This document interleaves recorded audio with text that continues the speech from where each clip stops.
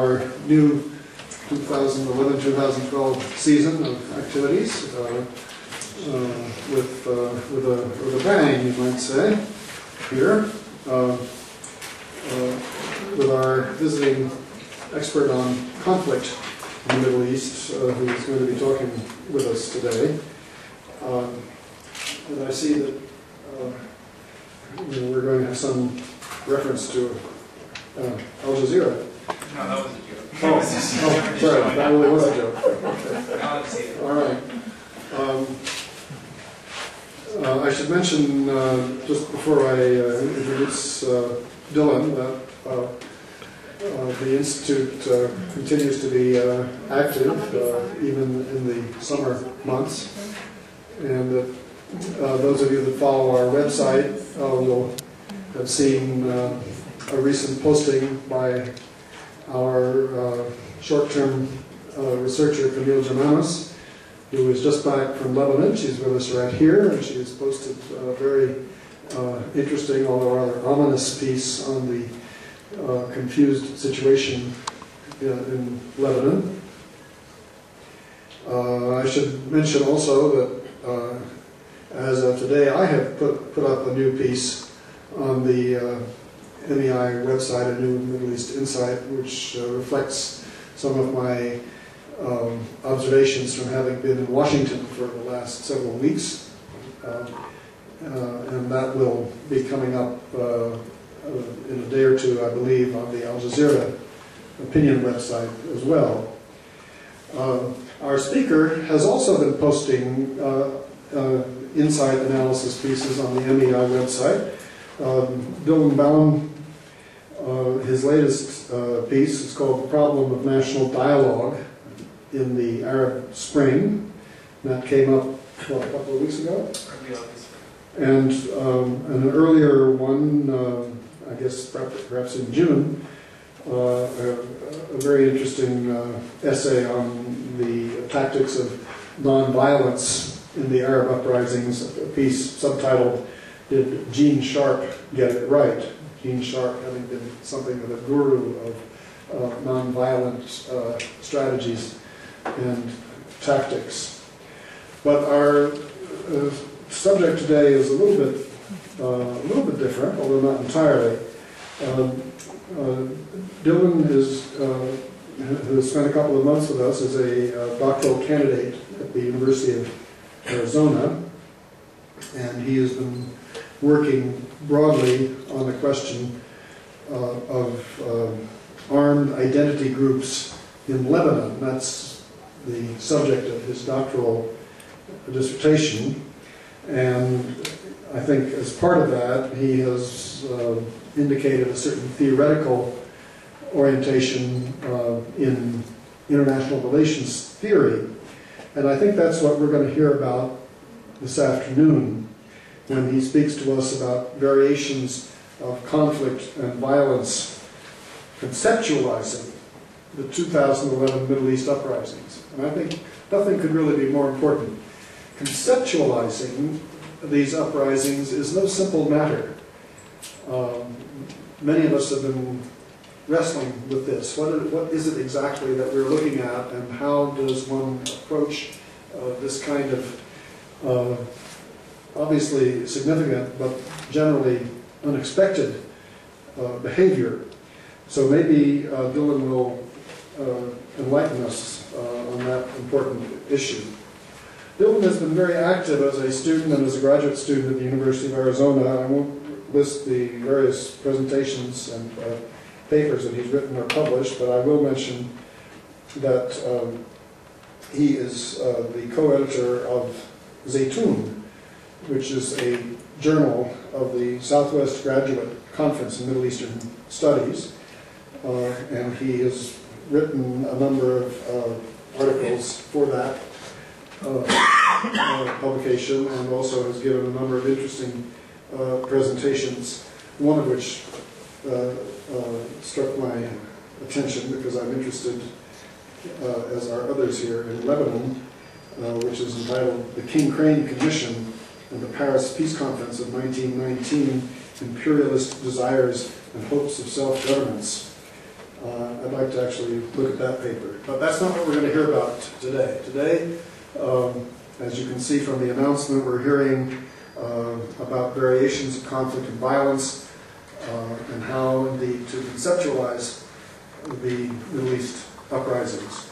We will follow the usual procedure here. Dylan will be speaking for 45 minutes or so, he tells me, and then we will open it up for your comments and questions. So without further ado, the floor is yours. Thank you, Dr. Hudson, for that kind introduction. And everyone, thank you so much for coming to this lecture today. This lecture is the culmination of a project that I've been working on at MEI here for 2 months, a project and an article that I'm working on understanding and conceptualizing the uprisings that started in Tunisia in December 2010 and are ongoing in other countries. This is my first time presenting this research in its entirety, so I look forward to your comments, questions, critiques, as I see this being an ongoing academic project, reconceptualizing and reconceptualizing these uprisings as we see them happening. Both the project and the article are entitled Variations of Conflict and Violence, Conceptualizing the 2011 Middle East Uprising. And this title gets at the dual-faceted goal of this project. One, to understand conflict variation in the Middle East uprisings. How do we explain the differences between conflicts? And second of all, conceptualizing it for the sake of future study. Okay? So to introduce this project, I would like to describe some scenes from the recent Middle East uprisings that sparked my interest in this particular topic of conflict variation. Now I'm going to start with Egypt. On Friday, February 11th, most of us were all watching when Vice President Omar Suleiman gave a quick but very important speech. President Hosni Mubarak decided to step down as the president of Egypt after 30 years of rule. Like many observers at the time, I was asking myself, how did things transition so quickly from a protracted conflict and a very violent conflict where almost 800 people were killed in 17 days to Mubarak's abdication? How did this occur? One explanation that can be employed here is the strength and intensity of public mobilization across the country of Egypt, especially after Friday prayers. Friday prayer protests were a main stage in the short uprising of Egypt, especially like the one on the day of Omar Suleiman's speech. Partly, they convinced elements within Mubarak's circle that perhaps he had lost his mandate to rule. Now, let's fast forward to the case of Libya, mid-February. We have a quite different context in Libya. Friday protests have not been a mainstay. In fact, bystanders to the armed insurrection do not even consider going out in the streets. Now, why is that? The regime sent a message very early. If you are going to go out on the streets and protest, you will face the immediate consequences of a regime crackdown. The first time Libyans in Benghazi went outside for Friday protests, 80 people were killed, gunned down by armed helicopters actually, and security forces went into the houses of suspected protesters and dragged them out of their houses without interrogation, without investigation, etc. Now, this is not the only stark difference between particular cases what I would rather call the 2011 MENA uprisings, Middle East and North Africa, give it more of a geographical context than either a time period, like the Arab Spring, or more of a locational geographic, MENA, Middle East and North Africa, than something that's specifically Arab or ethnic, for example. But another example to bring up is in Tunisia. One preferred method of breaking up funerals of fallen protesters, which would usually transgress into demonstrations, was security force drive-by shootings that would occur in early January in Tunisia.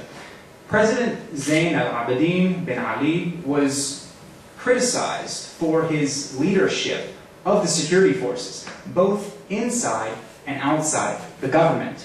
It is interesting that on January 13th, he gave a speech where he told the police forces to stop firing live ammunition on Tunisian unarmed protesters. What is so interesting about that is the next day, he got on a plane for Saudi Arabia and left the seat of the presidency along in Tunisia. Other leaders have not offered such directed statements against the bodies or coercive institutions that protect their rule. For example, in Yemen, President Ali Abdullah Saleh only expressed sorrow, the word sorrow is what he used, after 42 protesters were killed by loyalist snipers that were set up on rooftops on March 18th during a routine Friday prayer protest. Instead of truly condemning these actions, he imposed a 30-day state of emergency, which was condoned by loyalists in Parliament, which only allowed for tighter surveillance and control of public mobilization. Now, from these examples, we start to see the differences between the cases and of massive uprising in 2011.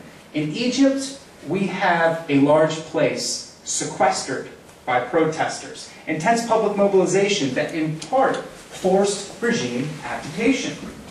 This is a similar context in the case of Tunisia. Also, many inside the government and outside the government were critical of regime head directives, showing cracks in past political loyalties. This combination contributed to a quick and swift conflict termination in these periods. Now, this has not been the case in Libya or Yemen or Syria and also Bahrain. In Libya, there's virtually no space for public space for non-violent resistance as armed conflict has become a reality. In Yemen, like Syria and Bahrain, there is a space, but loyalists continue to conduct acts of violence against protesters. And enough people close to the regime are still directing, following, or supporting such directives.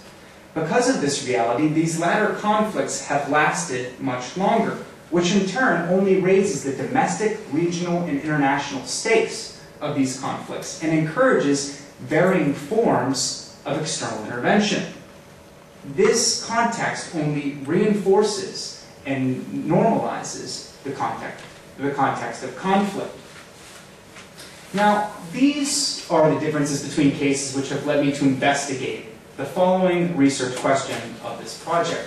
Why were the uprisings of Tunisia and Egypt relatively short and characterized by low-intensity conflict, whereas the cases of Yemen, Bahrain, Libya, and Syria have been more protracted and violent conflicts? Okay, so this is the question that I'm attempting to answer in this project. Now, my main argument, which I've been trying to allude to in this introduction, is that while each case has its own particularities and specific trajectory, something that I would like to definitely discuss during the question and answer section, I argue that there is a relational interplay, which distinguishes the low-intensity conflicts from the high-intensity conflicts. This is what I like to call a conflict interplay between three general bodies or actors. These three bodies are protest mobilization, coercive institutions, the army and security forces, and then also outside powers and the aspect of intervention and also geostrategic-based intervention of outside powers. The relative strength or weakness of this interplay, basically the level of intensity in the context of the 2011 MENA uprisings, helps to dictate conflict intensity and hence tell us something about variation between the cases. Now, I argue that in the cases of Yemen, Bahrain, Libya, and Syria, there is an intense interaction between the loyalty of coercive institutions. Secondly, disintegrated protest mobilization, this is due to a relatively new history of widespread public mobilization in these cases. And three, strong geostrategic considerations from outside powers. The relation an interplay of these three factors and is intense in these cases and has facilitated high-intensity conflict. Now, in Tunisia and Egypt, I argue that this interplay is relatively weak, which facilitated low-intensity conflict. And to put this in other words, a conflict cannot become protracted if protest mobilization can force regime reconsideration of its loyalties.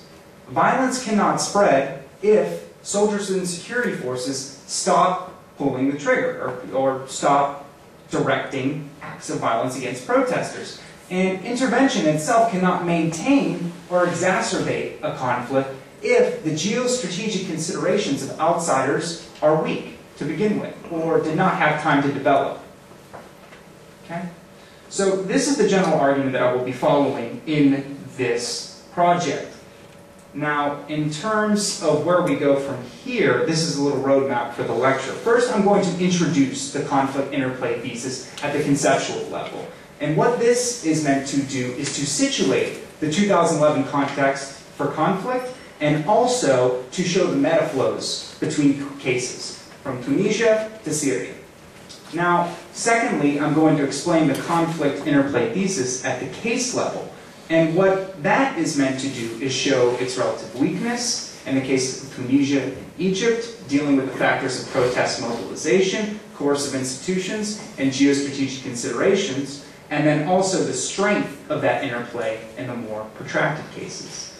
And then in the conclusion, I will articulate how this conflict interplay thesis can help in determining parameters for conflict termination and resolution in the more protracted cases. And what this section is meant to do is to summarize how important this conflict interplay thesis is to several dynamics of conflict and conflict resolution in the 2011 context, which hopefully in the future will be able to help foster a framework for looking at these conflicts that are occurring now or conflicts in the future that happen under similar conditions.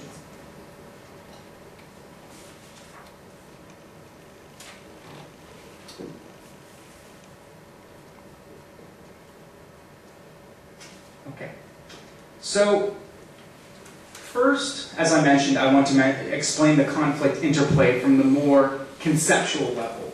And I think this is best because it helps track the metaflows between cases. And to do that, we need to remember first that the uprisings started in Tunisia. Now, to some that might seem like an understatement or a given, but because they started in Tunisia, it's important to remember that the first context for conflict was the Tunisian context, that this was specifically a Tunisian experience before it was any other country's experience. Okay?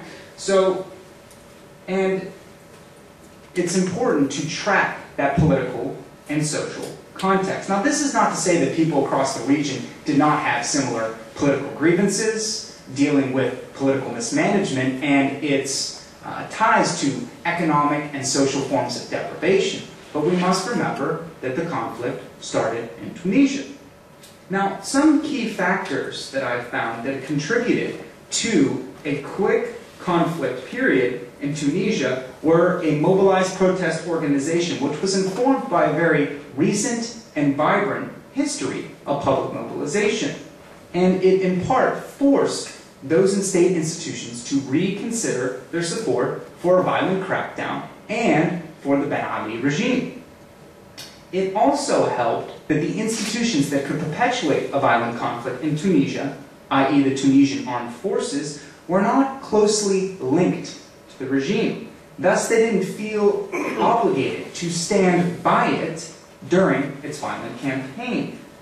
Finally, because the public mobilization and pressure against the regime was unprecedented and geopolitical considerations regarding Tunisia did not weigh too much in the minds of outside powers, and I'll refine that topic later, soft or full intervention to save Ben Ali did not have the ability to maintain or exacerbate the conflict. Now, these are the parameters that marked low-intensity conflict in the case of Tunisia. Now, this is not to say that it wasn't relatively violent. 300 people were killed in 27 days of fighting, but it was an upward arc of violence that stopped, and then transformation was instituted.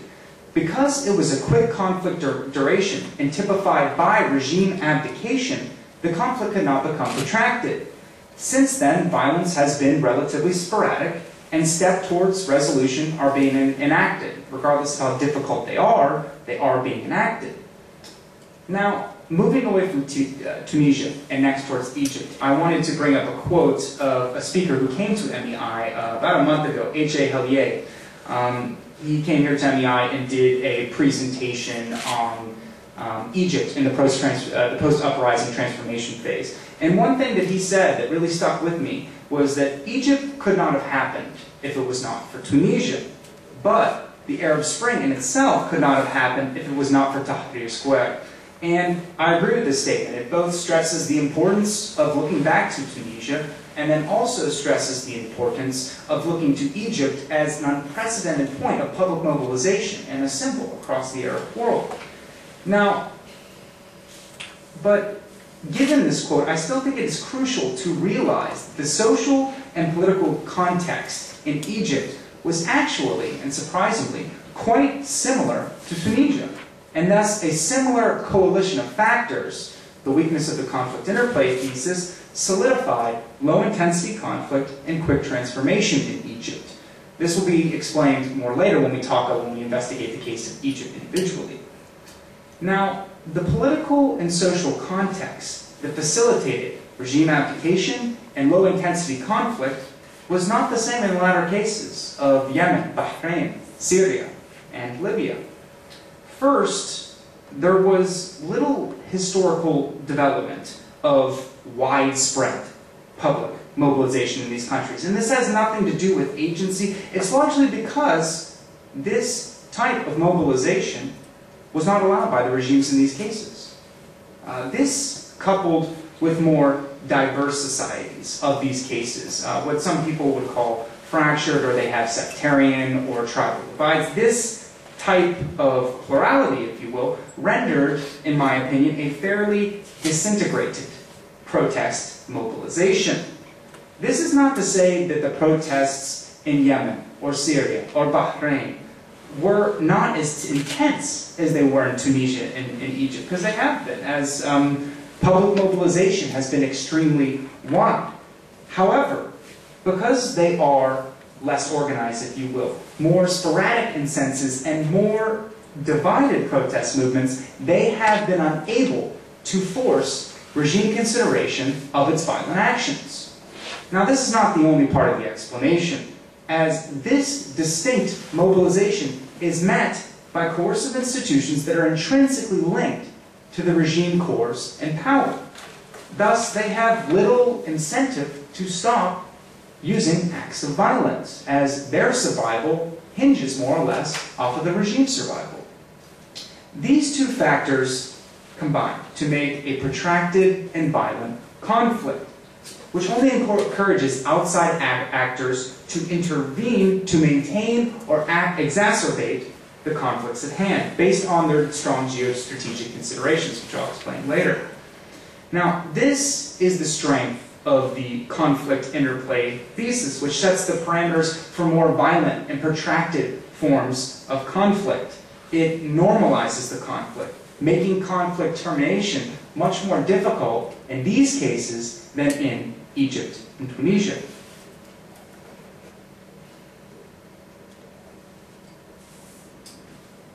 So now we're going to continue to the case level. And we're going to start first with Tunisia and Egypt. Again, I'm going to explain factor by factor. So not exactly case by case. I'm going to talk first about the idea of protest mobilization, the links between coercive institutions and regimes, and then the idea of geostrategic considerations of outside powers. Now, in terms of protest mobilization, to understand the strength of protest mobilization in Tunisia and Egypt, we first must remember that the self-immolation of Mohammed Bouazizi was not the first act of public frustration in Tunisia, although it was the most shocking. In Tunisia, we see a very organized and mobilized movement towards public protest, thrusted by several years of intense public mobilization. This is a story that has gotten lost in the media coverage on the Arab Spring. People talk about the precedent of public mobilization in Egypt, but not many people have talked about it in the case of Tunisia. For example, in 2008, we have a massive and sustained protest movement in the town of Rudeyev, which is in the Hafsa region, which is about 4.5 hours south of Tunis.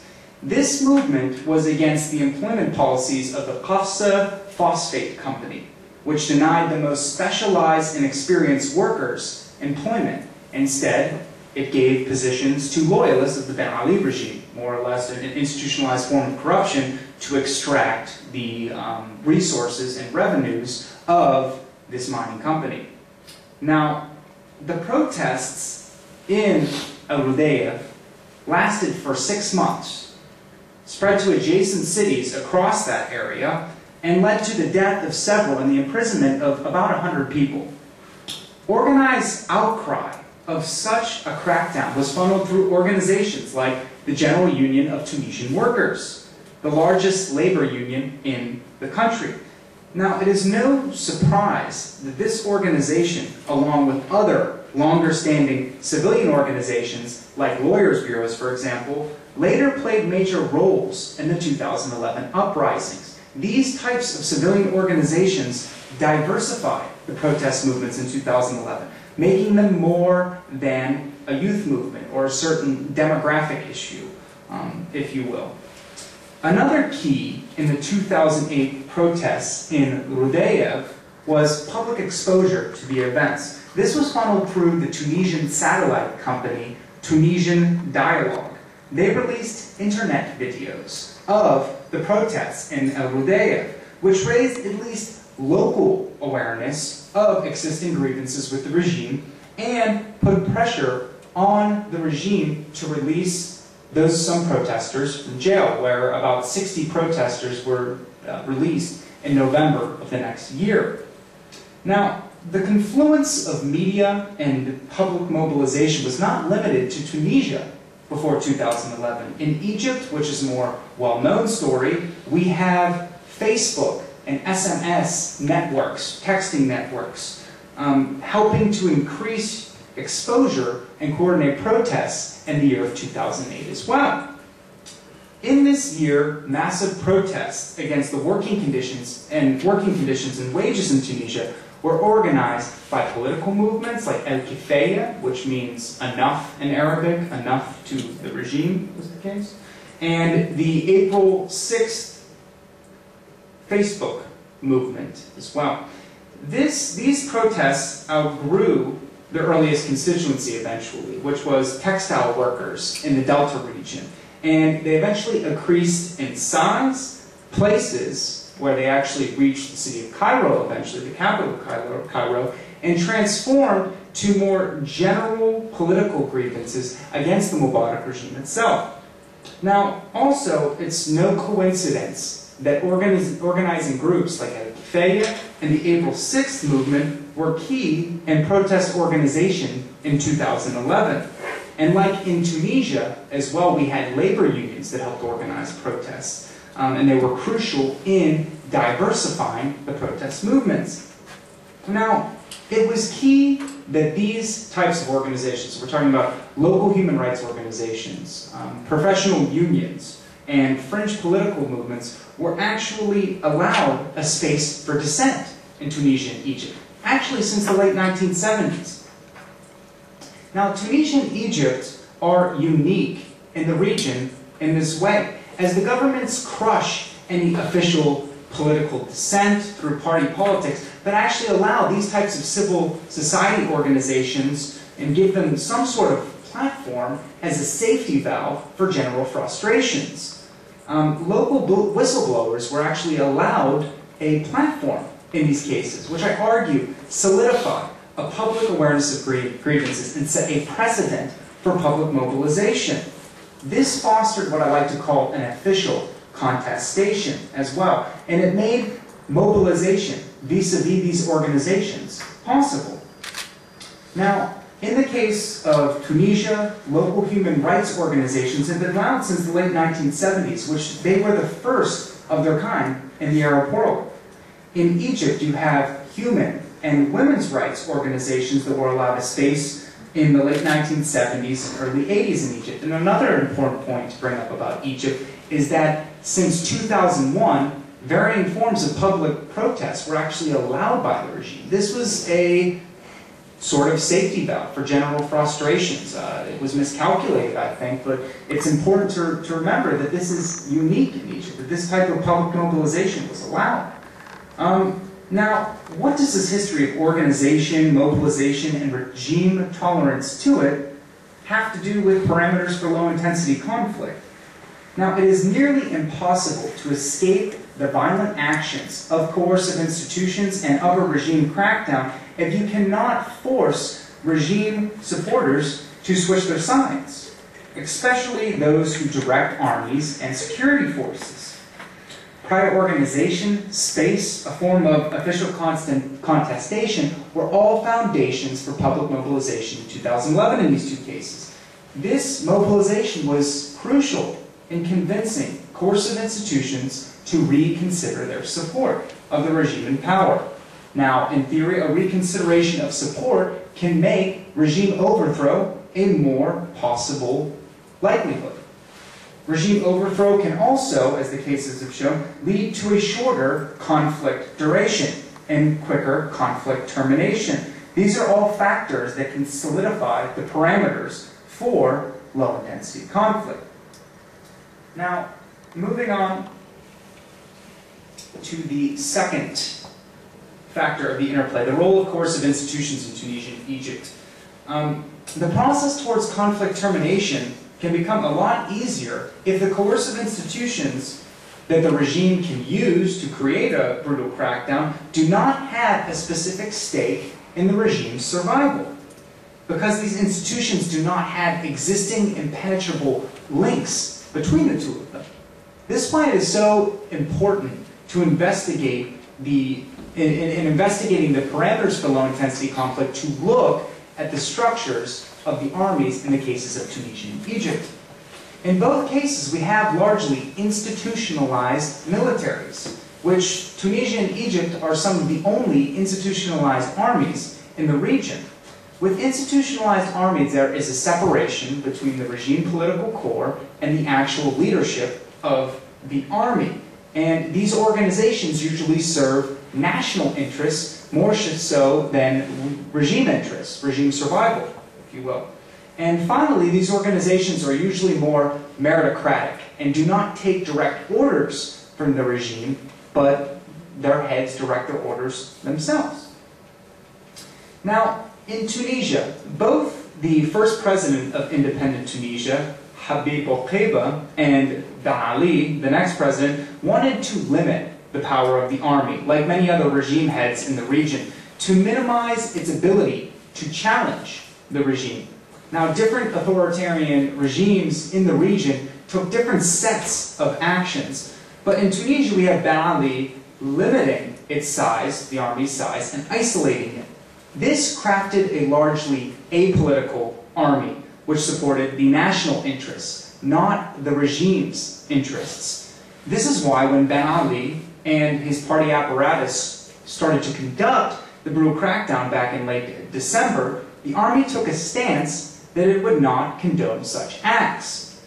This isolated Ben Ali, because with less loyalists to direct and conduct violent actions, the less violent a conflict can be.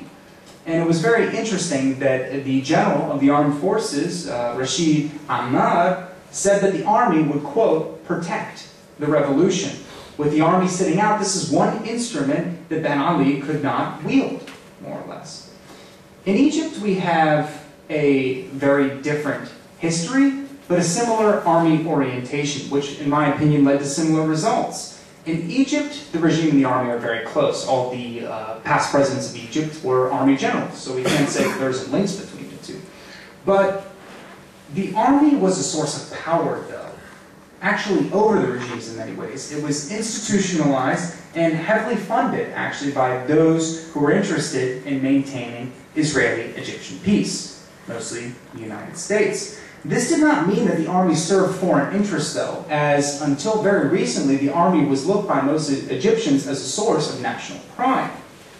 Now, thus, it was not an isolated army, like in the case of Tunisia, but held an invisible hand over the regime. When Mubarak sent groups of loyalists to the street to kill droves of unarmed protesters, it considered that Mubarak had lost his mandate to rule. It no longer supported his rule and played a direct role in Mubarak actually stepping down. And this stepping down was a crucial node of conflict termination in this case.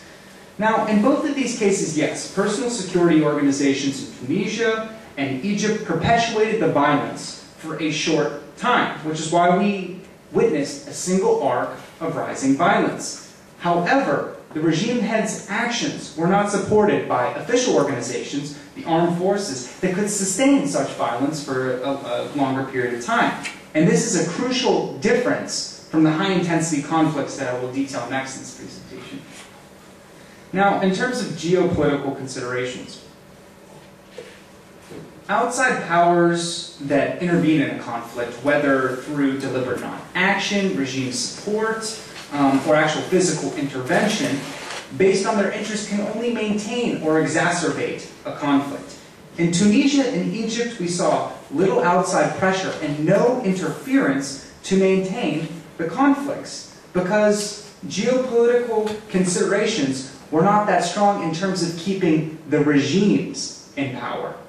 And also, things happened so fast with this unprecedented protest mobilization that outside benefactors did not exactly have time to create a coherent policy regarding these cases. Now, in Tunisia, few outside powers condoned the acts of Ben Ali, and no one lended their support to save the regime. Why was this? Now, compared to other countries in the region, Tunisia would be considered a low strategic interest. First of all, it exports very little of its natural resources, oil and natural gas, to the global economy. This is a similar case in Egypt.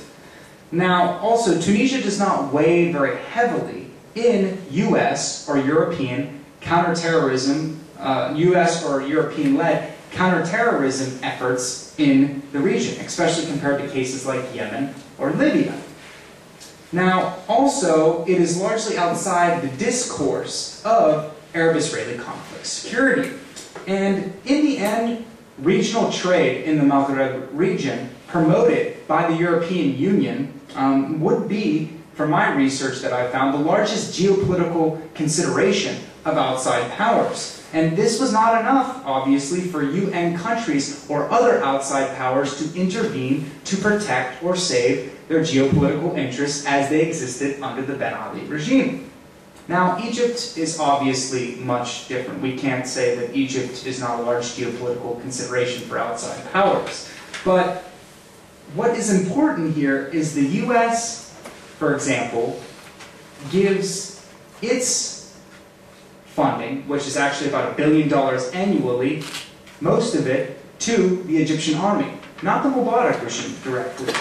So what is interesting here is, one stat to look at is that in 2010, for example, the United States gave $1.3 billion to the Egyptian army and only gave $250 million to the Mubarak regime in terms of economic aid. So when the army took a stance that it wasn't going to condone the actions of the Mubarak regime, it wasn't going to stand by Mubarak, the United States decided to basically situate itself with the partner that it gives the most money, the Egyptian army, and stuck with them on that sense. Now, another interesting thing that we need to look at in the case of Egypt is the importance of time.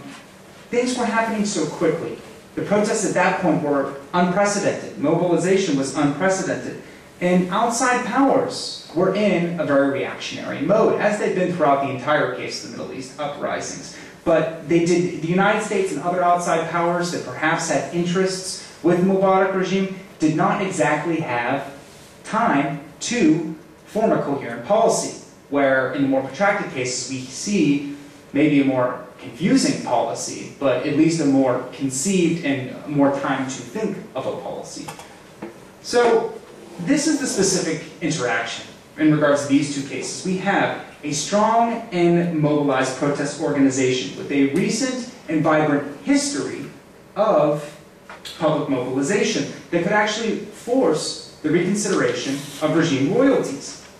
It also helped that coercive institutions themselves, like the army, no longer stood exactly by the side of the decision makers, largely because their institutional separation meant they had little stake in the perpetuation of individual circles. And lastly, international powers did not intervene to protect their resources or interests in these cases.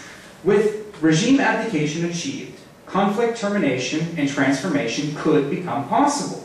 With these steps already taken, the conflicts could not become protracted or extremely violent. These are the key parameters for low-intensity conflict in these two cases. Now, moving on to the more high-intensity conflicts, and this is where the aspect of variation obviously comes in. The factors which coalesced together to render low-intensity conflict in the cases of Tunisia and Egypt are not as present in the more protracted cases of Yemen, Libya, Bahrain, and Syria. The context for regime abdication, and hence quick termination of the conflict, has been quite different. Now, first of all, what I would like to call disintegrated protest mobilization, which I attribute to because a less vibrant history of widespread public mobilization, has not been able to force regime reconsideration of its violent actions, making the conflict much more violent. Now, this is only one part of the explanation, as coercive institutions are very loyal to these regimes in power, and thus they will continue to perpetuate acts of violence. Also, international powers have intervened in one way or another because these cases are very serious in terms of geostrategic considerations for outside powers. These factors of the interplay combine to make the conflict more violent and protracted and demonstrate the parameters for high-intensity conflict. Now, starting off with protest mobilization, it is not to argue at all that Yemenis, Bahrainis, Libyans, or Syrians are less politically active than Tunisians or Egyptians, or that they're less refined citizens, or that these citizens didn't try hard enough in terms of forcing a regime reconsideration. Context is everything here. And a large factor has diluted protest mobilization in these cases, which is the government outline of similar institutions that were impelled by change in Tunisia and Egypt. Thus, we might have the same level of indiscretion, but not an official contestation through these types of organizations. It's more unofficial, limited, sporadic, weak, silent, perhaps underground. These are all adjectives that can be employed. In other words, there was no precedent set for widespread public mobilization once the protest momentum from Egypt hit these other cases, if you will. Now, I'm just going to pull a little from these cases. In Libya, for example, these types of local whistleblower organizations were outlawed almost since 1969, the independence of Libya under Muammar Gaddafi. And the only organization that was really allowed for political representation were these people's congresses in Libya. That's where Gaddafi himself holds veto power over these political organizations and has basically placed loyalists in all the upper links of it. So this is the only mode of political representation in sense of voicing grievances. Civilian institutions were not allowed. In Yemen, we have a similar development where President Ali Abdullah Saleh has outlawed these types of civilian institutions having a say in the government process. And there is really no organized structure in terms of venting frustrations in the Yemeni case. And thus, we have little organized active mobilization campaigns in this case. In Syria, it's very similar. These organizations, these civil society organizations, have not been allowed. After 1982 and the Hama revolt, where President Bashar al-Assad's father, Hafez al-Assad, conducted a brutal crackdown, which led, the numbers aren't conclusive, but anywhere up to 25,000 people dead.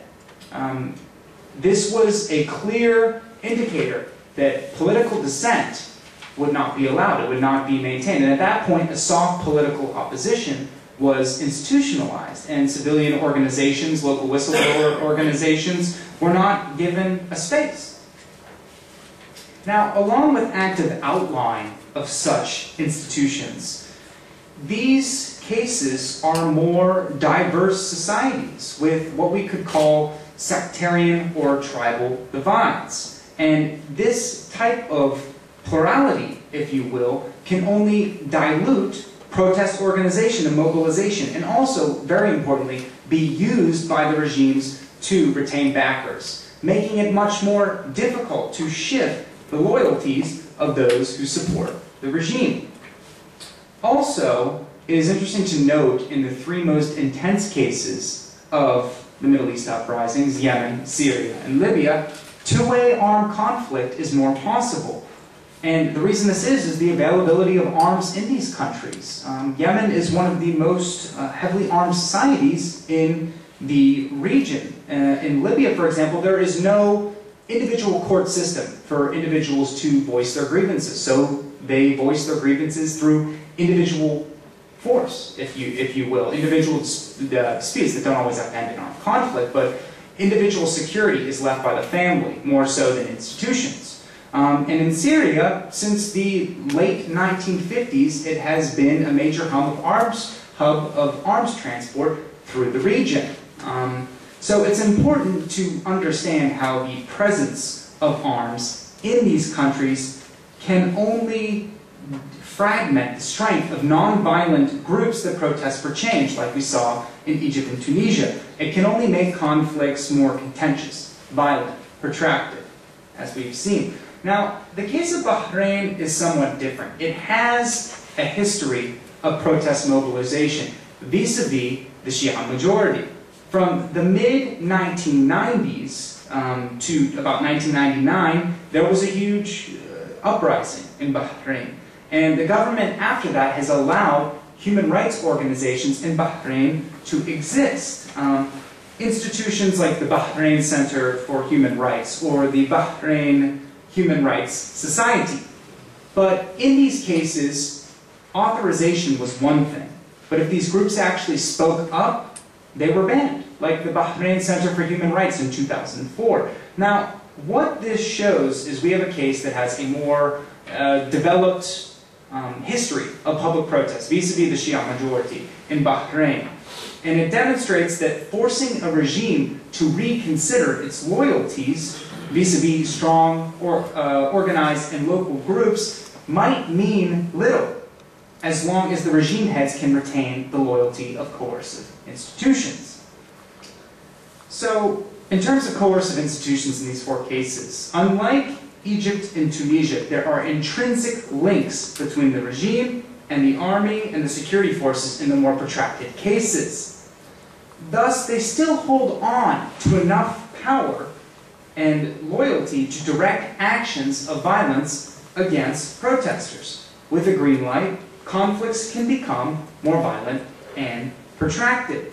Now, all of these cases, there's intrinsic links between the two, and we can talk about those more in the question and answer section.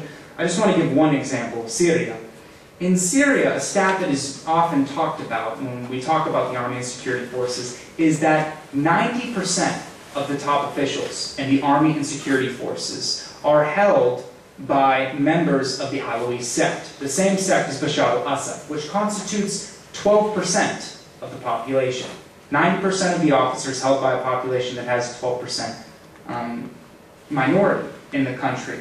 Now, this structure of coercive institution gives it flexibility, as in the current context, even if some lower-level personnel are defecting from the army, this structure gives the regime enough loyalists and retains enough loyalists to continue to conduct acts of violence.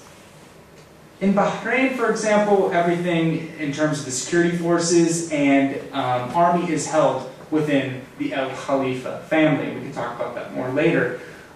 In the context of Yemen and Libya, it's a similar process, where in Yemen, Saleh has limited the size of the army, put his sons in major positions while building up the Revolutionary Guard, which protects the president himself.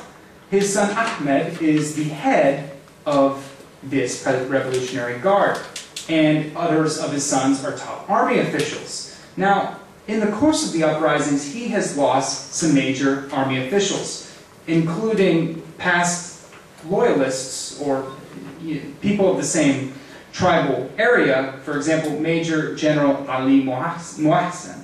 But as the case shows, even though Saleh has lost some of his top supporters in the army, and now there's clashes between, actually I think yesterday, between this division of the army and Saleh's army, Saleh still has enough supporters to continue the brutal crackdown and also continue its actions in the south against Al-Qaeda in the Arabian Peninsula. And in Libya, we have a similar issue, where Gaddafi was a product of the army himself, and after major army coups in 1993 and 1995, he put loyalists from either tribal alliances or his own tribe at the top of major general positions. Now, so in all of these four cases, we have the army and security forces having a stake in the regime's survival, as it determines their survival. Thus, they will continue to conduct acts of violence that only make conflict more intractable. Now, in terms of geopolitical considerations in these four cases, these have been widely talked about in the media. Why these cases are more protracted because of the geopolitical weight that's put onto them. Whether we're talking about Libya and the aspect of oil politics in Libya, and why NATO countries or NATO members from the West intervened in the case of Libya for the sake of the global flows of oil for the global economy.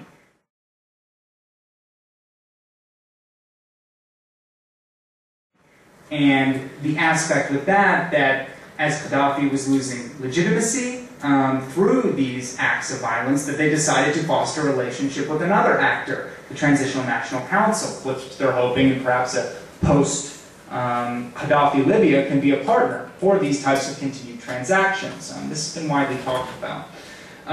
In the case of Bahrain, it's not about oil in terms of how intervention or geopolitical considerations can perpetuate a conflict. It's about regional security. And for those who have stake in a Sunni-dominated Gulf, Sunni Gulf hegemony, the Iranian threat is very real to them. For example, what's very interesting about Bahrain is that since the late 19th century, Iran has claimed sovereignty at certain points of its history over Bahrain. And if you're in southern Iran, for example, it's only a 9-minute flight from Bahrain. So for those people that want to assert the idea of Sunni hegemony in the Gulf, Bahrain is a geopolitical consideration. Now, that's why, for example, any largely Shia contestation was suppressed to assert Sunni Gulf hegemony against the Iranian threat, and actors would either participate in it, like Saudi Arabia and the United Arab Emirates' involvement in the GCC crackdown, or tacitly approve it, as the United States has done.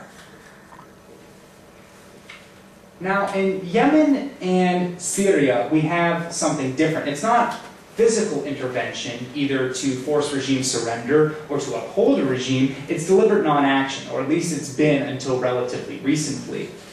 In the case of Yemen, Saleh has played with outside funders of counterterrorism efforts in Yemen.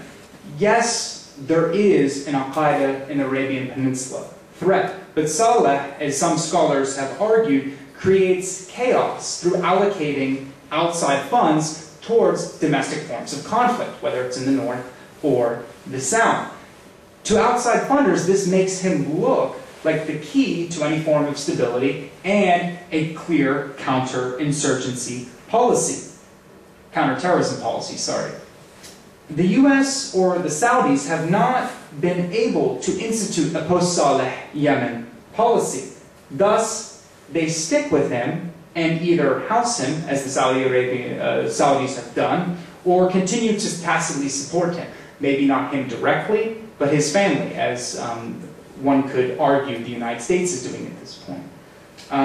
Thus, he can continue to direct acts of violence to consolidate his rule through the army and through remaining members of his family. In Syria, it's a similar idea, but this is changing very, very quickly. At least in the past 2 months, as to why countries have been ambivalent and deliberately non-acting, was the idea of Assad as a central component to regional security, where countries as different as Iran and Israel were not saying too much in regards to the protests due to the fact that they had a stake in keeping Assad in power, where Assad in himself was better than the idea of uncertainty in Syria post-Assad. Now, because of this, powers on the outside have been deliberately non-acting until very recently, which we can also talk about the Syrian case in the question and answer section. Now, these geopolitical considerations, which can maintain or exacerbate a conflict, are talked about fairly often. What I find more interesting is how these countries can continue to conduct violent actions based on their perception of the strength of geopolitical or geostrategic considerations. In theory, this is an idea called alliance reliability. If an actor thinks that there will be outside support, or at least deliberate non-action for their crackdown, they will continue their crackdown. And they will do so and conduct it in a brutal fashion in its early stages in order to basically strike a blow to the opposition during its window of opportunity. Now, in Libya, if we talk about this idea of an alliance reliability and why it started the crackdown, it might have been a miscalculation, or was a miscalculation, as they miscalculated the reliability of Western oil relationships or African neighboring alliances. But in Yemen, as I mentioned about Saleh and the family, they've been able to sort of dictate this counterterrorism relationship for some time and have put themselves as central to a Yemen policy for outside powers. So Yemen, under Saleh, assessed outside powers would tacitly approve of the crackdown and continue conflict. And this is a similar idea in Syria. In the case of Bahrain, it goes even further, where the Al Khalifa family assessed correctly that Saudi Arabia and the GCC would physically back their crackdown. So they started with the crackdown. Now, alliance reliability has the ability to be assessed by these leaders because geopolitical considerations are high, unlike, as I've explained earlier, in the cases of Tunisia and Egypt. Now, factored into the interplay, this reliability only increases the possibility of continued coercive action and violence under loyalist forces. Now, in sum, the strength of the interplay has solidified conflict intractability and high-intensity conflict. A disintegrated protest mobilization has been unable to force regime reconsideration. And even if it could, the structure of regime coercive institutions, the links between these two, makes it almost impossible to separate the two. With many regime loyalists who will still shoot, violence can only increase. And in this context, intervention can only maintain or exacerbate the conflict, where geopolitical or geostrategic considerations are high. These are the parameters which make conflict termination extremely difficult and set the parameters for high-intensity conflict. Now, just moving on to my conclusion. Now, as the strength or weakness of the relational interplay between protest mobilization, coercive institutions, and outside powers is important to understand conflict dynamics, intensity, and variation between the cases, it can help us determine initial parameters for conflict termination, and eventual resolution in the more protracted cases, such as Yemen, Bahrain, Libya, and Syria. Powers inside and outside the conflict need to reduce the strength of the conflict interplay that I explained in the latter cases to foster a situation towards conflict termination. Now, first dealing with outside powers and how they act on their geopolitical or geostrategic considerations. This must be shifted. The NATO intervention in Libya has demonstrated that physical intervention for the sake of geostrategic considerations only helps develop conflict intractability. The Transitional National Council, the TNC, in opposition with NATO backing, is attempting to force regime surrender through armed conflict. Gaddafi's side still holds enough resources to fight and will not step down. So conflict intractability is institutionalized in that form, or it's normalized. This type of interaction, exacerbated by NATO bombing campaigns, only jeopardizes geostrategic considerations. So thus in the other cases, physical military intervention should not be an option. And I think that would be hard to prove to anyone in the other cases, whether we're talking about Syria, Yemen, or Bahrain. Another issue dealing with outside powers and interference. They cannot support regime-led negotiations. This is detailing an article I wrote for MEI about the problem of national dialogue in these conflicts. All this does is give the side that has conducted such egregious acts of violence a seat at the negotiation table, giving them an ability to restabilize their regimes. It allows the biggest spoiler to conflict termination a say in the negotiation process, as national dialogue in Bahrain has shown, and Syria, to a lesser degree, national dialogue there in mid-July. If those who protested for change see internal and external forces supporting the regime, whether tacitly or overtly, and blocking basically all non-violent means for voicing their grievances and seeking change, they might resort to more desperate actions, including armed insurrection. And my argument here is that this type of scenario will only strike a blow to geostrategic considerations of outside powers. Now, even if outside powers do not want to support one non-regime group over another, it should support the regime corps' dismissal from the negotiation process, because it is not impossible to imagine without the regime corps in question in the process that a negotiation is possible between different sides that at least agree on non-ideological political grievances that sparked this movement of public mobilization. Even staunch liberals and Islamists, scholars and op-ed opinion piece writers in the Arab world have been arguing this along with people in the West, that as long as the regime core is outside of this process, it is not impossible to see these two different sides, or variations of these different sides, come together for a negotiation process. These two parameters for termination are meant to neutralize outside powers that can exacerbate the conflict.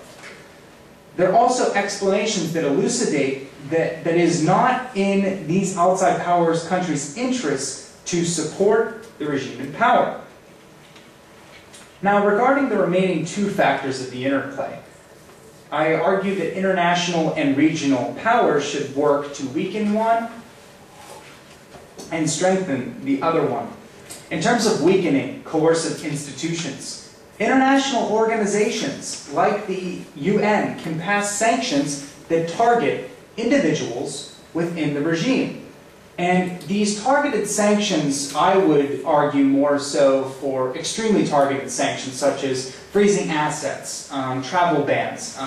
Some of the statements from Secretary of State Hillary Clinton last week kind of scared me, this idea of an economic sanction towards major gas and oil revenues or resources in Syria. I think that targeting individuals should be tried first before anything in terms of natural resources or economic resources that society depends off of, in a way. are tried.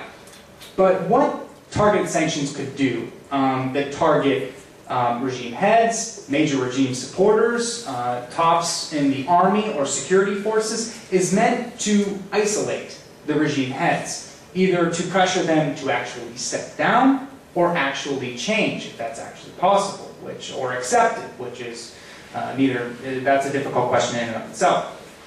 Now, this also may lead the army and security forces to similar conclusions, as in Tunisia and Egypt, that it is no longer in their interests with such pressure to conduct these acts of violence. Now, in terms of protest mobilization and strengthening protest mobilization, I argue that aid and logistic support for protest organization, largely to non-ideological and cross-sectional groups, can help, and which this aid should be meant to create an independent political structure that can challenge the regime's placement as arbitrator of security and state institutions.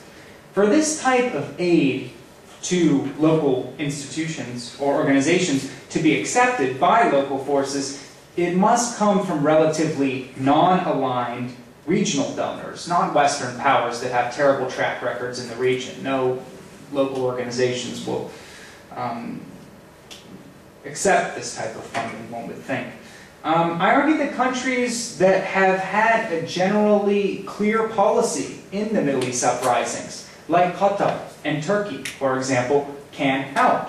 So people have made some issues about Turkey-Syria relations and how, pressure might be based on their interests. I don't entirely agree with that aspect, and also see Turkey's policy throughout the Arab Spring as trying to be a genuine power broker in hopes to actually buttress and help its international position. Now, also, non-Western emerging world powers could help and might be accepted. Countries like Brazil, India, and perhaps in terms of aid, even Singapore. But the problem is just trying to prove to these countries that it is in their interest to give local aid to these types of organizations, which is very, very tricky. The idea of perhaps incentives for future foreign investment could be something to look towards, but that can get tricky and well in terms of fundings with guarantees. But something that we can talk about in the question and answer section, something I'm very interested in, how emerging world powers can also play a role, because perhaps non-aligned powers like Turkey and Qatar aren't enough. Now, if outside powers refuse to intervene on behalf of their geostrategic considerations, help weaken the ties between coercive institutions, and strengthen a non-regime political establishment, conflict termination is possible.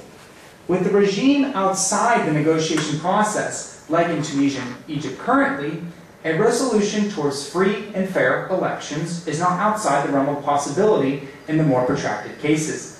Thus, we have come full circle. In sum and in conclusion, I argue that the conflict interplay thesis and its relational aspects between protest mobilization, coercive institutions, and geopolitical considerations helps explain conflict dynamics, variation, intensity, and even helps to determine the parameters for termination and eventual resolution. Covering all these aspects, or these conflict traits, shows how central this argument is to studying dynamics of the MENA uprisings as they stand now, and future conflicts in the region under similar conditions. Thank you very much, and we can move on to the question and answer section now. Okay, thank you very much.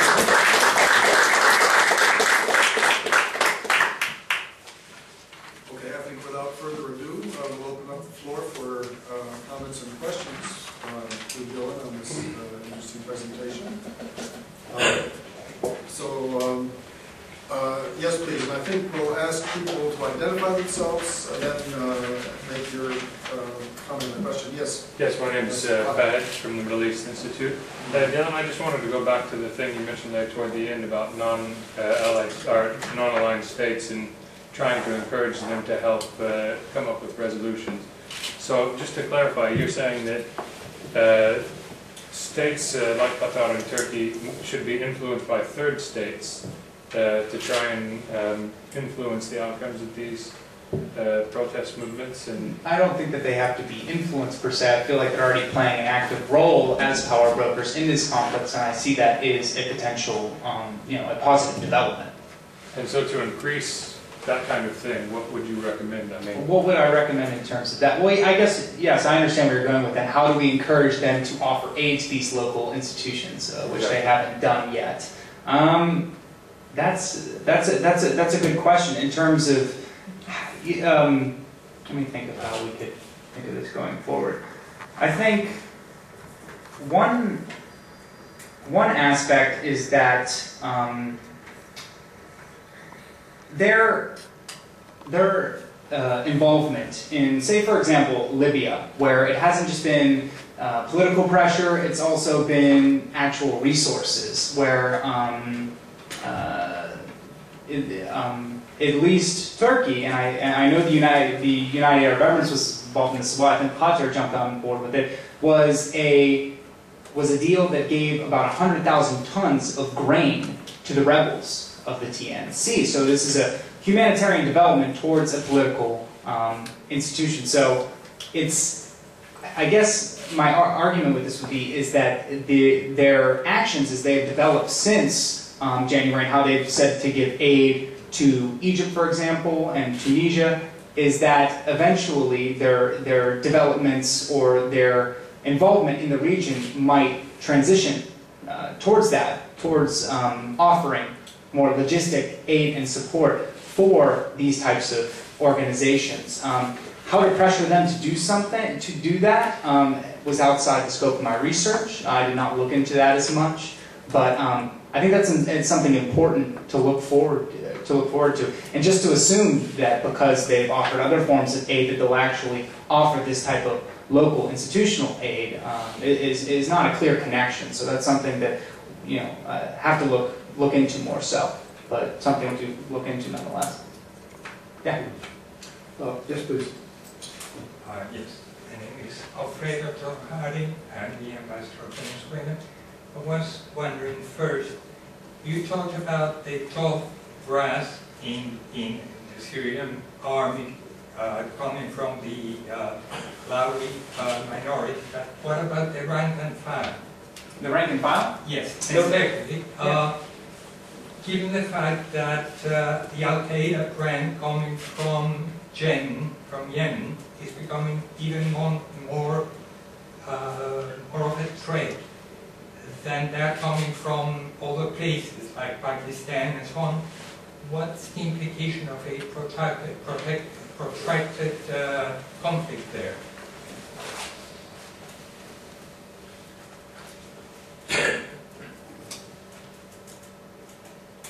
That's a good question about the rank and file in terms of the Syrian army. It is cross-sectional and actually, has a large Sunni population to it. I don't know the exact numbers. Maybe someone else can clarify that, but it's not an entire Alawi military rank and file. That's why we have seen some lower-level defections from mostly Sunni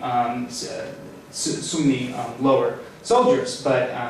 Like I argued, the fact that it still holds those in power that can direct actions and can direct actions of coercive violence, as long as the regime can still hold on to that relationship and continue its crackdown. Yes, obviously you need soldiers at the lower level, but defections at the lower level have been small, and then also, as long as you have that core leadership around still in the question, I think that it's very difficult to separate the coercive institutions from the regime heads. In terms of Yemen, your question was just on the prospect of a protracted conflict there regarding the Al-Qaeda and the Arabian Peninsula issue. Yes, before the Arab uprisings, or the Middle East uprisings, occurred in Yemen, there was an edited volume by the Carnegie Endowment for International Peace called Yemen on the Brink, which talked about all of these issues that could lead to perhaps protracted conflict, not even factoring in the aspect of the Arab Spring because it did not happen yet. This was published in 2010. The context, I've just started studying Yemen recently. As Dr. Hudson mentioned, my background is in Lebanon. Yemen is a very, very complicated case where it seems that Saleh rules through a form of authoritarianism but doesn't have much control or legitimacy too much outside of Sana'a, where in the north you have a Shia Houthi rebellion. In the south there's a secessionist movement. And then also you have the Al-Qaeda and the Arabian Peninsula threat as well in the south. So a protracted conflict in Yemen in terms of what the United States or outside powers sees in terms of the counter-terrorism policy could be very stifling. It could be a blow to outside powers in the region. In terms of the implications of such conflict, counterterrorism policy also, even though Yemen has produced less oil over the last couple of years, it is still a strategic byway for oil through Saudi Arabia. And so these issues could all become sort of up in the air or less, the more protracted a conflict becomes, this conflict becomes, these geostrategic considerations and domestic stability will all come into question. So, thank you. Yes, please. Okay, this relates to the conceptual framework. Okay. You have divided, the various states into two groups. One the YBLS, the other is Tunisia and Egypt. Okay. So I think in the YBLS group, there is these features of sectarian segmentation, regional segmentation, and tribal segmentation, more so than in the other group. Also, I think it is good if you can look into these factors. And the other thing is this, that I think Iraq and Afghanistan would belong to the YBLS group. Would I argue that? Is that what you're asking me? No, I wouldn't. Maybe perhaps Afghanistan, not Iran. I would. Iraq. Oh, Iraq. Yes. Oh, sorry, I thought you said Iran. Yeah, the context of Iraq is more along those lines. I mean, I did mention that factor, but I think it is something that we need to take for granted, but I don't think that it should be the main aspect of the study of these conflicts and why they become more protracted, because I think more so than the actual divides, whether they're confessional, whether they're ethnic, whether they're tribal, it's how leaders use these divides and how that they can do such to retain domestic backers from their sex, and basically say that through there's no other way for your stability or for your political ascendancy without myself or my regime in power. So I think that is very important, and it's one of these issues where these types of demarcators they might not be societal fracture in all aspects, but when a conflict begins, they can be used, they can be deflected, they're deflected in and out of modes of violence. So I think it's one factor to look at, but I do not think that it should be the basis of just saying, basically stopping with that these countries are more sectarian divided, Egypt and Tunisia are not, and hence this is why one conflict is more violent and the other is not. I think it's one of many factors. Yes, please. Yeah, go ahead. Yeah. The reality of the situation in the Middle East, which I think you miss with due respect to, is that the continued miseries is a result of failed economic policy. Whether you're talking of Egypt or whether you're talking about Tunisia, or Yemen, or even Saudi Arabia being the most powerful and the richest. And the other factors like sectarian, they just inflame the situation. The real problem, the underlying factor, the bottom line is the failed economic policies, corruption, and widespread use of power, and so on. And this is the result of the uprising. The uprising is organic. I'm not going to enter into the discussion about conceptual reason why the uprising went up.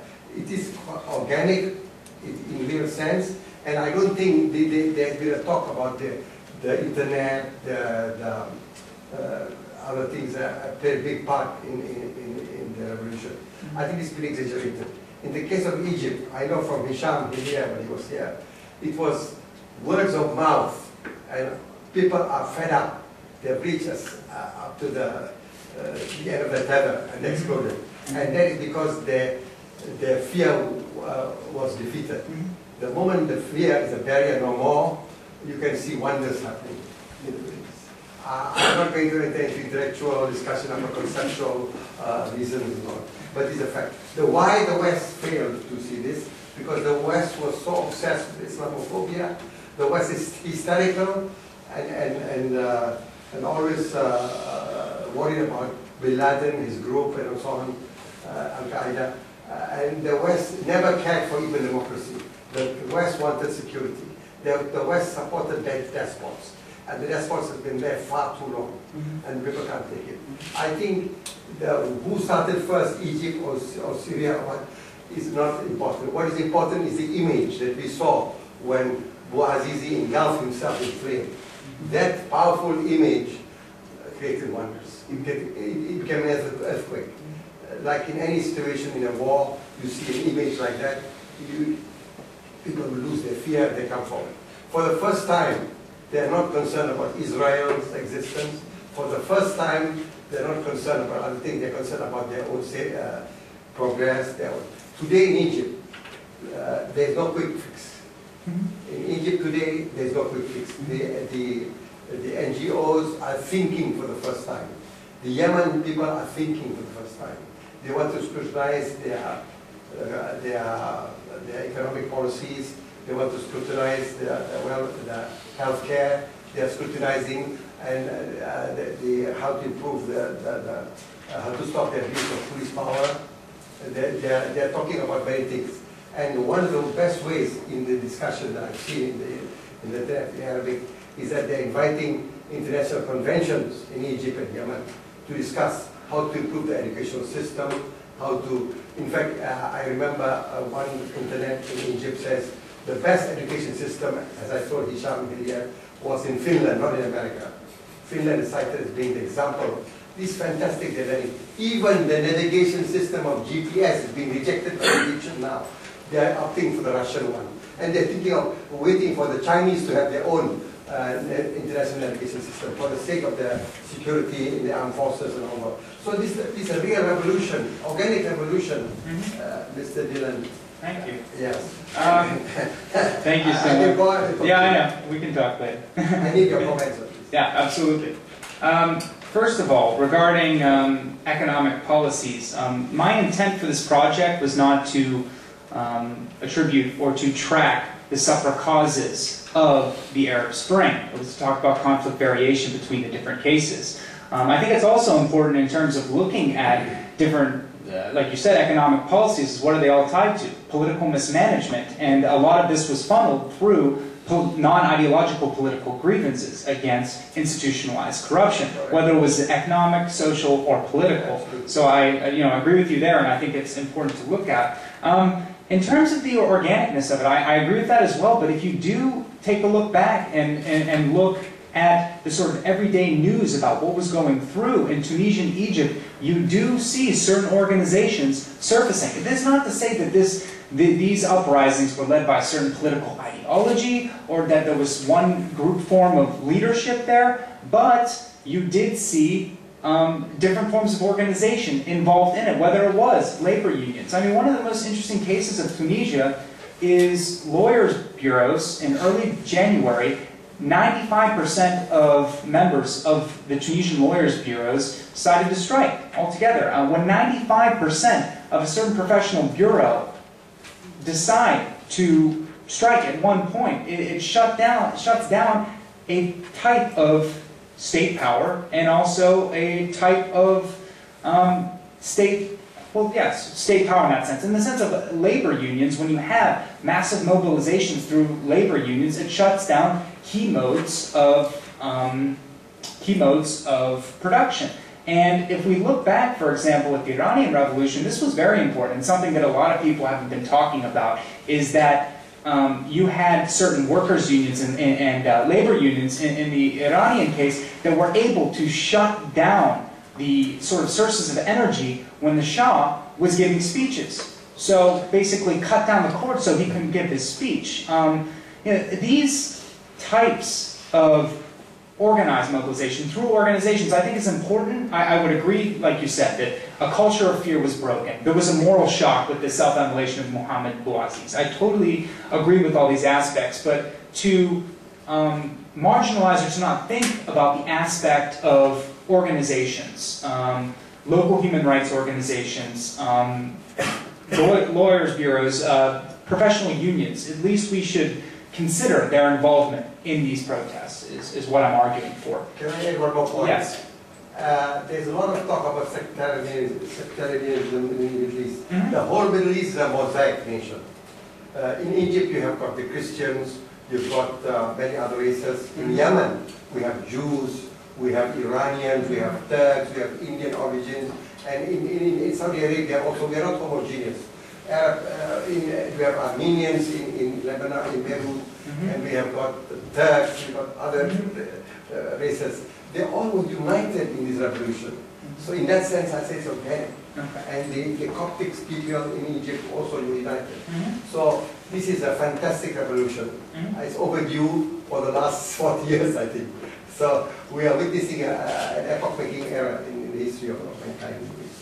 Yes, please. Thank you. I'm Navid Fawzi from the Middle East Institute. Thank you, Dylan. It's a very complicated model, I have to say, and I have a hard time to get a good grip of it. So I thought maybe you have spent tons of time developing a model, and I think it's a good idea to look at the concepts that you are trying to develop.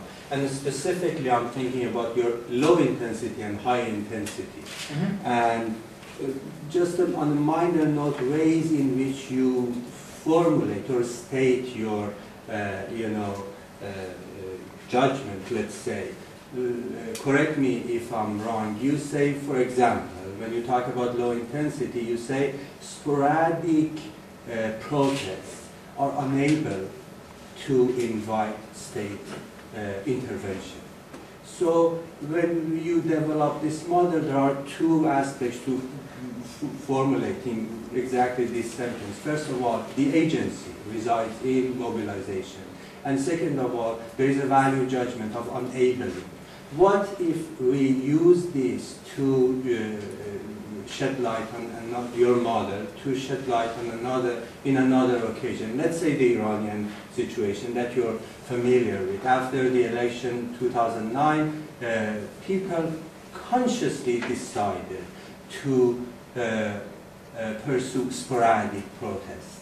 You see, to decrease state, intervention and be on the safe side. So my point is that maybe framing needs to be, rethought and you nuance it a little bit more. But let's move, sorry, I guess I want to use that occasion to move to your general model, an Iranian case. So I identify several cases. For example, mobilization and organization in the revolutionary Iran was a no-no. Okay, so according to your model, I guess it invites low intensity. Are you talking about 1979 or 2009? 2009, okay. After the election, Gotcha. yes. So it's, according to your model, it's a perfect case for low intensity. Relationship between the state and revolutionary guard that you are familiar with, if they go down, the regime goes down. So it invites protracted, high intensity. right, according to your model. There are two other elements also you can identify in Iranian models that, for example, power was not abducted. The regime forcefully stayed in power. Now the question is that, is it a low intensity or high intensity conflict? And in your model, how you're gonna, at the bottom of it, the utility of this model, how you're gonna use it to shed some light on this particular case. The foreign power, for example, geopolitical situation in Iran, do we have similar cases in your case studies or no? And to conclude my thought, I think being an anthropologist, cultural anthropologist, I think the model could have more utility if you tease out and rehash cultural differences. So the Iranian case versus Arab case, I guess, provide a really good context to do so. Thank you. Okay. Thank you. I'm putting some things together right now, and then I'll respond.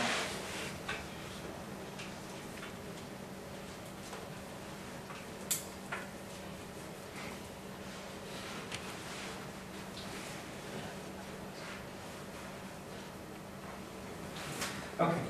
Well, thank you, Naveed, for your comment. And I have to say that in looking at this model, I'm using Tunisia as a starting ground and moving forward. So did I investigate Iran in terms of actual research, investigating the 2009 case? No. Perhaps refining this and looking at, say, protest mobilization through, from mid-2005 or, say, 2008 onward. We should include Iran.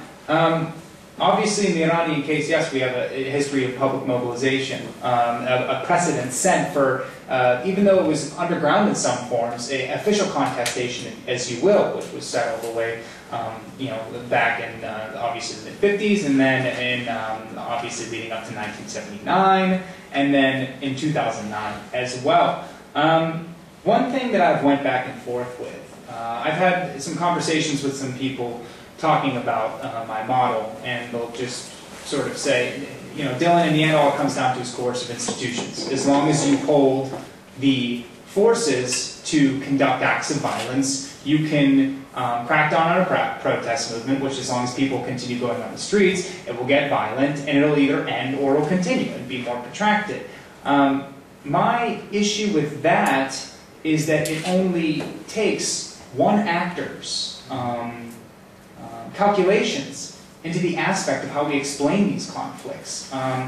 Just like saying the presence of more arms in general is going to create conflict. Yes, in general we can say that, but without investigating the intricacies that add to that statement, I think that it is misguided to say that just because the regime holds coercive institutions, it can conduct a massive protest. So that's why I looked at the terms of public mobilization in the cases and differences between the cases, and then the idea of geostrategic considerations. So in terms of Iran, we have public mobilization, obviously the coercive institutions issue, we have high geostrategic considerations.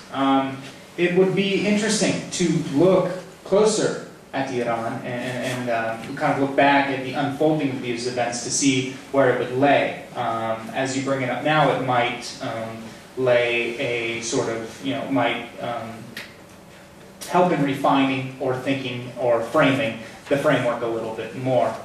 But some might argue that in the end, in the Iranian case, what it shows is just the power of coercive institutions in general, which, as I tried to allude to, was perhaps the case in Bahrain, where we have Shia mobilization throughout the mid-90s to 1999, the allowance of human rights organizations as local whistleblowers, but in the end, when coercive institutions are that closely linked to the ruling family, perhaps mobilization, whatever the distinct type of mobilization is, doesn't make a difference in fostering regime abdication, which regime abdication, if the protesters will not step down, can institute quick conflict termination.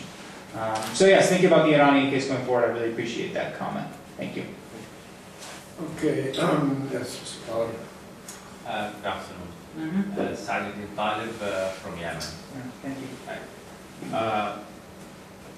It is a very complex thing trying to conceptualize, but I see, first I have one small issue about public mobilization and the relation and the description that you gave about Egypt, Tunisia as being more. I think Egypt and Tunisia had far less space than places like Yemen in terms of public mobilization or ability or allowance of public mobilization. The public has been mobilized since 2006, and in Egypt it was much less. That's just an issue about whether that factor is so important or so effective in the second one, which I think there is a theme here missing. I think Mohammed tried a little bit to instigate that, which is, what about the relationship, the link between the Middle East as one, or the Arab world as one place, and that there was a revolution that started or was successful very quickly in Tunisia and very quickly in Egypt, and then somebody sort of wisened up to the whole thing and, hey, wait, let's stop and see where this is going. And then the reaction, the international forces began to react to that, especially with such strong proxies in the region like Saudi Arabia and the Gulf region, and this huge interest that are there. I think Saudi Arabia does not want the revolution in Yemen to succeed. I mean, that is a no-no for them, and they will not allow that. They may have allowed it to succeed under a managed situation in Libya, because nobody likes Gaddafi. And the same thing that happened in Tunisia, I think it was allowed because it was managed. I mean, they knew who exactly was coming after that, and the same thing in Egypt. They allowed the military, a good friend, to take over. The danger is that for these revolutions and the public mobilization should be so effective in as to bring real, genuine democratic forces and real power of the people to rule. This is an uncharted waters. And I think international world, the international powers have really been, or sort of opened their eyes suddenly to discover, and they try to react to that. I see this very, very severely in the case of Yemen. And I see it as a model of this intervention, or international intervention, to prevent this revolution to actually come to that termination, or what did you call it, to that conclusion. Conflict. Yes, to come to that end, where I mean, the man has been hit by a rocket, and he was half his body was burned, and he's in Saudi Arabia, and he still maintains power. It is through coercive institutions, yes, but who do they belong to? These coercive institutions, they belong to international powers. They were funded, financed, and trained by international, specifically the United States. So I think this whole, if you like, stream of ideas concerned with this international play is missing in this conceptualization, because it's not like, you know, it is one body, and you cannot say that the finger is suffering from this and the ear is suffering from something else and the legs are suffering from that, but it's all related. It's diabetes. You know, let's give the man insulin and get rid of it. You know, so it is true what Muhammad said. This is long overdue, because the international forces wanted to maintain such manageable regimes, take away the oil, maintain the security of Israel, and so on. They cannot go into uncharted water. They don't want to go into uncharted waters of democracy and allow such new, undefined forces to come.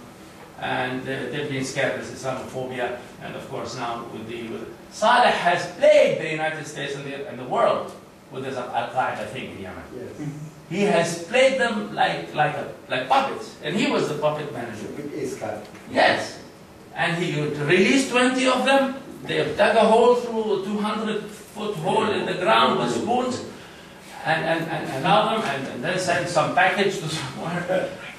I have been in the middle of all this, and I have seen them play them. And because it is bureaucracy in the diplomatic channels, and nobody is free. Clinton is not free for Yemen. She allows the bureaucrats to manage the thing, and the bureaucrats want their papers to be right. They write these reports and be on the safe side. Nobody is taking a close look, a real microscopic look at who is the devil here. And there's always a problem, and I think they will lose a lot if they're not. I mean, the international, I don't know who they are, but international powers, and Saudi Arabia is in deep trouble. I mean, what their action in Bahrain was completely allowed. It would not have been allowed anywhere else in the world. Would it have been?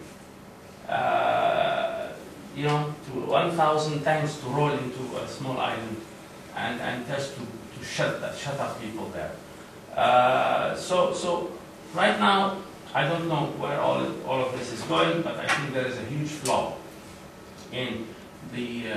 Of course, it's not a flaw in your private conceptualization, but a flaw in the policy kitchen, if you like, in the United States, in not really taking a good look. I think the policy kitchen is overstretched with too many problems in this world, like in Afghanistan, Iraq, I don't know where else, China, international economy, and nobody is really taking a good look. I know this, I'm sorry, I know this for sure because the people in charge of the situation, for instance, in Yemen, they are just depending on very limited information. And they are just feeding the senior levels of government with very safe packages of that is completely influenced by the local scene in the United States. Like Al-Qaeda, that's the #1 issue. But what sort of burns the fire of Al-Qaeda in Yemen is completely irrelevant. And I'm sorry, I hope you've seen my draft. I can definitely, definitely. Thank you very much. First off, in terms of Yemen and the space for public mobilization, in my research, I was not able to find too much about that in terms of two things I can tell you. Yeah, I would. This was something that I'd like to. The Southern Movement, yeah, Southern Secessionist Movement, and number 2, 2006 presidential election. Yeah, Huge mobilization there. Huge mobilizations in that sense. Okay, well that'll be something we need to look back onto in terms of researching how that would change my understanding of public mobilization in Yemen. But in terms of the trends you're saying and how international powers maintain this sort of hegemony, if you will, that is one aspect I'm trying to get at, the geopolitical, geostrategic considerations. How keeping the El Khalifa family in power is key to Saudi Arabian and United States policy in Bahrain. How keeping Saleh, or at least close family members of him, in power in Yemen is key to their policy.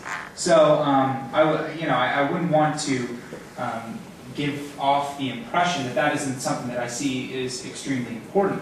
I think you brought up the issue of sort of the second round of besieged regime heads being able to look at the two other cases and saying, okay, we have to heighten our crackdown. You know, this is what can happen if we don't.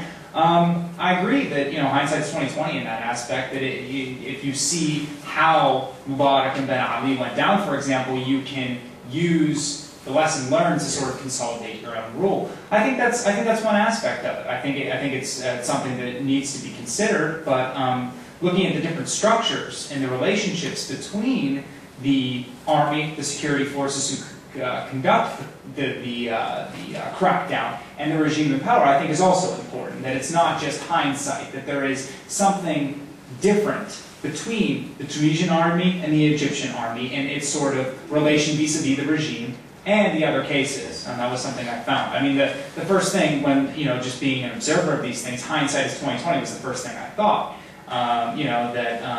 Gaddafi, Saleh, Al Khalifa saw what happened to their sort of buddies in the neighborhood and decided that we're going to, this crackdown's going to get more violent. But with further research looking more into these cases, this was just one difference I found, the difference in orientations. In terms, another aspect that I tried to bring up but might not came through as much is just the aspect of timing in general, the significance of it. That Egypt and Tunisia, you have this unprecedented, and like you said, very organic protest mobilization. And it caught outside powers that might have had a stake in Tunisia or keeping Egypt the way they were. It caught them on their heels, just like it caught the regime leaders on their heels. And that's one aspect that I get into the article that I didn't really talk about in this presentation for the sake of time, is the issue that in terms of dynamics from past conflicts. If you look at past internal forms of conflict in the Middle East, it's this concept of a global to local interplay, where the context for conflict has to deal with post-World War II rivalries, for example, or post-Cold War rivalries, and basically how international powers create domestic conflict. They choose their groups, they choose their ideology, and they choose the arena. And the more open a society is to these types of actors to come in, the more possible conflict is. Cases like Yemen and Libya could be examples of that. Algeria perhaps as well. I think what's different in this context is we have international powers in a reactionary mode. They're reacting to the conflicts. They're not dictating policy on the conflicts. They have to react to it because this was something that perhaps they hadn't prepared for in terms of its unprecedentedness and how quickly it could all come to form. So obviously after Tunisia and Egypt, that unprecedented mobilization which led to these two regimes stepping down, whether for geopolitical considerations, protest mobilization, all the factors that I looked at, outside powers have more time to assess and how to act upon their geopolitical considerations, which I think is very important in the remaining cases. So those are all aspects that I appreciate that you brought up, and I think they're very important. May I say something? Oh, no, actually, because we're running out of time, let me, Matt, and then we'll come back to you, okay? Okay, yeah, by the way, very interesting theory, albeit one with a lot of moving parts, and one moving part where I just wanted to clarify the mechanisms by which everything works, would be with respect to the impact of the geostrategic interests of outside powers. Because if we look at the set of cases, not necessarily the way that you dichotomize them, but just several of the cases, it seems like in some cases a high level of geostrategic interest dictates this sort of benign neutrality, such as how the U.S. postured itself towards Bahrain, and what's the other case I'm thinking of? Yemen, thank you. Yeah, it was Yemen, and to some extent Syria.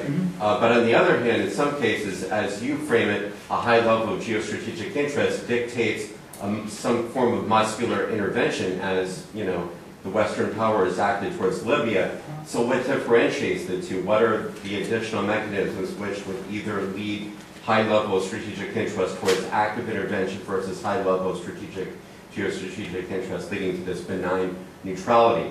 And then another question I have is just, it doesn't tackle really any conceptual issues, well only in a very minor sense, but it's about one of the cases.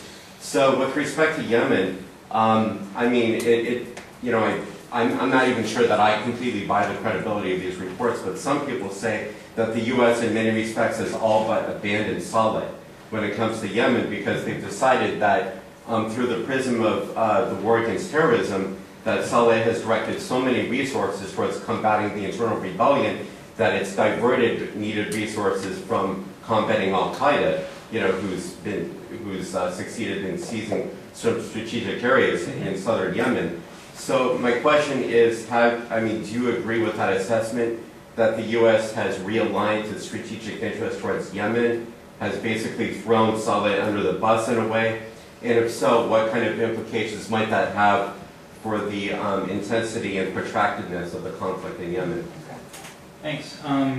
First off, in regards to the concept of intervention, one thing that I did not have time to get into was different forms of intervention. So you said you used the word ambivalence or what was the word you used for the case of Yemen, for example? Benign neutrality. Benign neutrality. I would call it deliberate non-action and would actually consider it a form of intervention in itself. So I consider, in the more protracted cases, all of the outside powers in certain ways acting towards some form of intervention. If in terms of deliberately not acting on something like Syria or Yemen deliberately, you're taking a stance, even by not saying anything. And if you don't take a stance, then you're allowing the conflict to develop, continue, and become protracted. The aspect of that is, okay, so why is the United States, why is France, the UK, any countries that we could look at, why are they deliberately not acting? It's because of their geopolitical considerations. In those two cases, we talked. You just brought up in the case of Yemen, and that'll tie into the other thing. So I'll talk about Syria first. Is this idea of an odd cast of actors ranging from China to Israel to Iran, finding Assad as a sort of centrality to being, a centrality to regional security, better than uncertainty. So they deliberately non-acted. If you deliberately non-act as an outside power, you're only allowing for the conflict to perpetuate, maintain, or exacerbate itself. So I would consider that a form of intervention itself. Obviously different than physical intervention, the GCC crackdown, or the NATO intervention, but albeit all forms of intervention. In the case of Yemen, I have not bought yet the United States has abandoned Saleh. If they're abandoning him, I don't think they're abandoning his family. They have said nothing in terms of the way that the transition, if you will, has taken place so far, where Vice President Hadbi is supposed to be in charge, but who's really pulling the strings right now in Yemen? It's still the Saleh family. John Brennan, counterterrorism director in the U.S., went to Yemen in mid-July and basically came back and said that none of the other options, whether it's the opposition or youth protest coalitions, are looking very good. Yes, there's been conflicting statements recently saying that they would like Saleh to stay in Saudi Arabia and not come back to the United States, and then I think later that was actually rejected by some top officials in the U.S. that said that it wasn't that easy. Regardless if Saleh comes back or not, that doesn't mean that they don't have a stake in the perpetuation of their counterterrorism interests as they are based under the Saleh family. It might not be with Ali Abdullah himself, but with the family. So in terms of that, I do not see a shift in policy there. In terms of and if you compare that to, say, U.S. statements that have been occurring on Syria, it's obviously a lot clearer, even though we don't know what the U.S. is planning on doing. It's obviously had some individual sanctions towards Syria. It's trying to play a role in the UN as an arbitrator to get other people to on towards targeted sanctions. If you compare that reaction with their reaction in Yemen or their statements in Yemen, it's different. And that's why I would say that I'm not sure and don't exactly buy that the United States has abandoned Saleh in that sense. Okay, we have to really wind up. We're a half hour overtime already, but I know that no, we have till 5. No, we do till 5. But we've got 2 comments left. I'll take the 2 comments and then we can adjourn, and you can have Mohammed, you can have bilateral discussion. But no, go ahead. But I think that's what he was going to do. Yeah. My question is about your suggestion on the regional donors, right? Mm-hmm. And you said Qatar and Turkey should prop up alternatives to the present government or something like that. Do you see that this could also,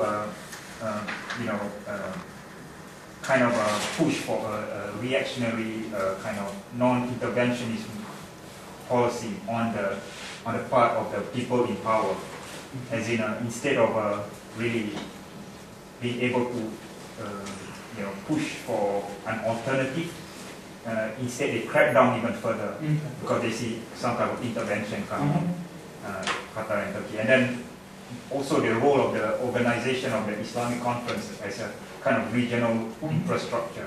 Does that not entrench the power structure that are already in place rather than kind of widen the political space? Okay. I think your point in terms of Qatar in Turkey is very important. Could it create a counter-reaction in terms of non-interventionist policies? That's why I was attempting to look towards Qatar and Turkey that would not create that reaction. Now we don't know if it will. Will powers see it?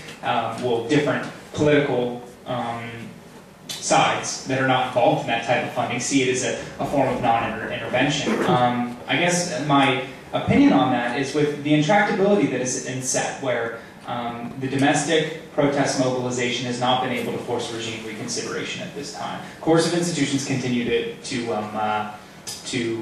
continue the crackdown. We have a excellent case of conflict intractability, which, as of right now, we don't know where it's going to go, how it's going to end, etc. So that is when you get to that aspect in terms of looking at an internal conflict. You start looking at, okay, what can external powers do? What can regional powers do? What can international powers do? Like I said, I'm very skeptical of international funding to any organizations. I don't think it will be accepted. I think the UN can be used as a body of sanction. And that's why I looked at the aspect of regional regional powers funding non-ideological cross-sectional type protest movements.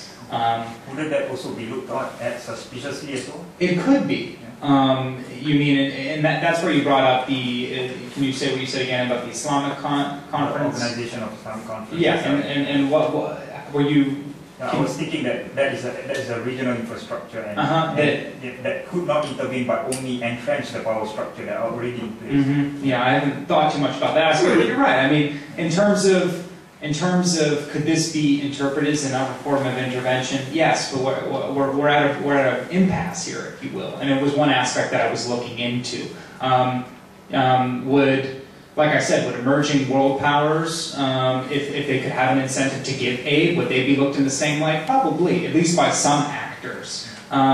It's the reason I said non-ideological cross-sectional groups is political institutions that other people can agree upon in terms of getting the aid. You know, in the case of Syria, for example, you have local coordination committees that basically they're not human rights organizations towards a certain area or towards a certain political ideology, but they just report the events every day, and then they put out sort of political statements about what's going on. This is one organization, for example, that hasn't shown a strong political ideology on the outfront, and this is something that perhaps other institutions within the country would be okay with receiving these types of funds. But once you get towards the question of outside funding towards these internal actors, obviously the situation gets sticky. But like I mentioned, we're at an impasse, and when both sides are in such an intractable state within the internal state, this was just one aspect I was looking at regionally. Okay? Okay. Camille, one final point. Okay, thank you. Well, okay, take it as a simple comment. Okay. But I'm thinking of the Lebanese case with the same player, Syria. As you know, we used to be occupied by Syria, the same regime, and following 1990, when Syria could occupy approximately the whole Lebanese territory except the one that was occupied by Israel. There we had many